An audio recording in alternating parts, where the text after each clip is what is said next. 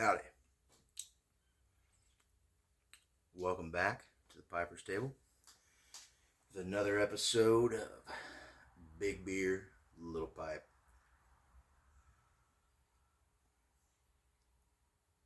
Right now I'm smoking out of a new corncob pipe I just picked up the other day. It's a Missouri Meerschaum. Don't really know the name of this particular pipe, but kind of somewhere in between a mini churchwarden print shape and a kind of a cobbet. But anyways, it caught my eye. I thought it was pretty cool, and the corncob pipes smoke some of them just as well as any other briars, but for significantly cheaper. And on that point,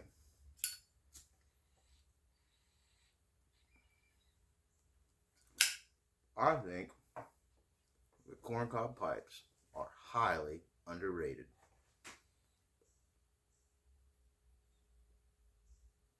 So, if you are new to the pipe and pipe tobacco world and you're not sure where to start, grab a Missouri Meerschaum. It's easy on the pocketbook, it'll last you a long time, and they smoke really well. Well, in fact, this is the fourth bowl I smoked out of this pipe today. I smoked it first thing this morning with some coffee, and had it a couple times walking around, doing some work out in the, kind of prepping the garden boxes and the deck and all that kind of stuff, just prepping for winter because I know it's going to come quickly. There was really a shift in the air last night. It was nice. The whole family, we all made a big old fire, and we were sitting around the fire out there, and it was moderately warm day for the time of year, and right about 10 o'clock, that cold air kind of swept in like a cold, misty blanket hovering, and it just didn't go away. So the leaves really popping off today. The autumn colors are really starting to shine through, and we're in it. I love it, but I know that winter's going to be coming pretty quickly, so trying to get some of that stuff done. And went to a cool sort of they called it a ritual market. It was pretty neat. It was a lot of handcrafted wares. I mean, they had all kinds of stuff, patches and stickers and little trinkets, jewelry, clothes, little odds and ends, things like that, kind of knick-knack type stuff, with kind of a I guess an occult kind of vibe, some new agey kind of stuff. It was pretty neat. Ran into an old buddy there I hadn't seen in a couple of years, and I'll tell you what, every time I see this man, he's got more and more kids. He is a fruitful lad. And I respect it. Really nothing better than kids. But anyways, thought I'd come out here and take a few minutes before it's time for popcorn and a movie, and enjoy a big beer and a little pipe, because what I'm smoking is strong. It's so strong, makes me want to do a dumbbell curl. Yeah. And you know what that is? No other than H. Rustica from Mac Baron. This flake was a gift from my buddy Bilby. He committed this to a jar February 2023. So I kind of had to rack my brain earlier. I was like, okay, it's almost a year old, and then I realized, well, Actually, it's going to be 2025, so it's a year and some change. But, anyways, this is one of those tobaccos that ages pretty well. It definitely doesn't get any mellower, I can tell you that much. It's pretty stout through and through, but that's sort of the nature of this Rustica leaf. So, the Rustica, it's a old world Virginia. Um, it's a sister tobacco of the original Virginia tobacco seeds that came from South America, were brought up here. And I mean, us folk of European stock who came over here one way or another, whenever you came, just fell in love with tobacco, and we took it back across the pond, and we've been growing it and curing it and dark firing it and topping it, casing it, flaking it, preparing it basically every way we can think of to enjoy it, which I'm grateful for. And anyways, I guess the whole point is back to the corn cobs, is not only do I think that they're highly underrated, but I think that it doesn't get any more Americana than a Virginia Burley blend or an old codger blend out of a corn cob pipe. I mean, you can think, I bet you there was about two things that all them pioneer boys had, and that was a rifle over one shoulder and probably a corn cob hanging out of their mouth, just doing their thing. Strong tobaccos kept them strong men going, man. What a time that would have been to have been alive. Would have been cool. Would have been rough. Would have been rugged. But man, that would have been cool. I think that if I could go back and live through any time period in American history, I would probably want to go back to the pioneer days. Just when everything was pure and simple and honest. And corncob pipes are simple, and Rustica tobacco is simple, but it's strong. And it's got some burley in it. I don't know what kind of burley they put in it. I'm gonna guess it's a white burley. I've smoked quite a bit of pure white burley that it's grown and dark fired in the Tennessee region by private growers. It's not stuff that's commercially available or manufactured.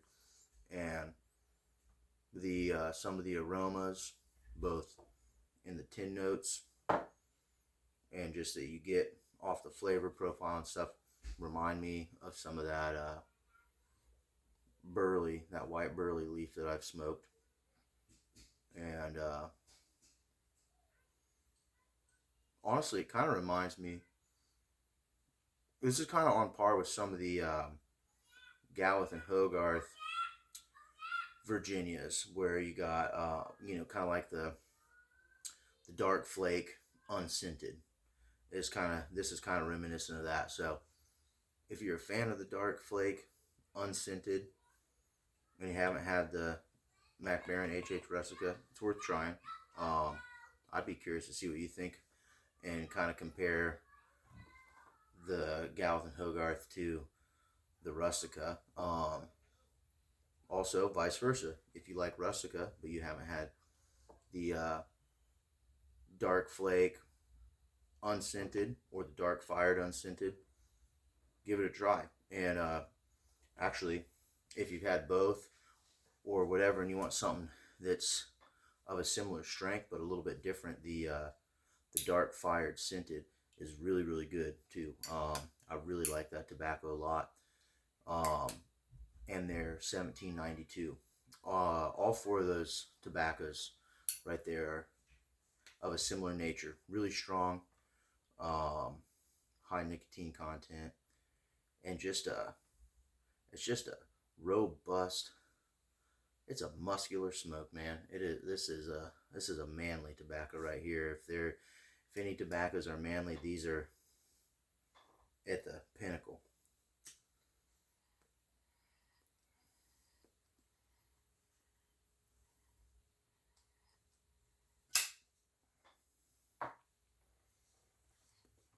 Now, as far as flavor on these,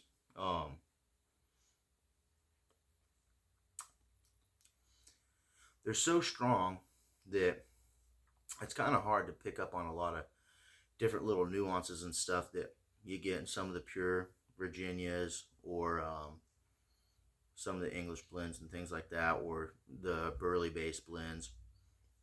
You get a little bit of the you get a little bit of those kind of tangy, grassy notes, some of that smoky, kind of leathery notes, and a lot of spice. There's a lot of spice to this tobacco, both from the Virginia and the burley. White burleys can be pretty spicy themselves. And it kind of hits you in the sinuses a little bit. It's a pretty nasal driven spice component there to the flavor profile and the overall smoking experience. But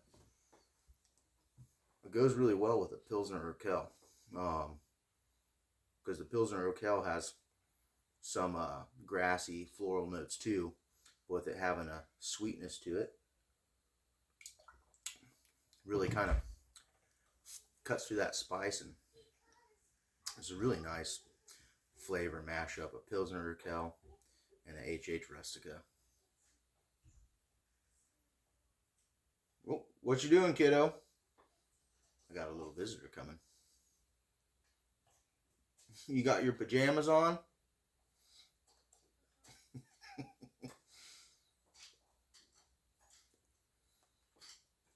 We got some hay bales earlier and got some old clothes from a free store and made us a scarecrow today. That was pretty fun. First scarecrow with the kids. Now you stay over there, okay? I don't mind if they hear you, but nobody on the internet needs to see you. Who are you talking to? Well, really myself, but the intention behind it is to talk to a bunch of other guys who smoke their pipes, who get on here and watch videos just like I do sometimes.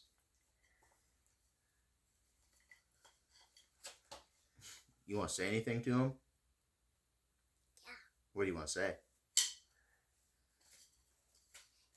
Hi. I really live in Maine, but I guess you live on the internet, and I'm really sorry for you that you live on the internet, and I want you to come visit us someday really bad. Well, there you have it. Wise words from a young kid. If you live on the internet, we feel sorry for you. If you're just visiting on the internet, I'm glad you stopped by. And who knows? Maybe just like she said, maybe one day some of you out there will come join us and sit at the piper's table and share a pipe face to face. Anyways,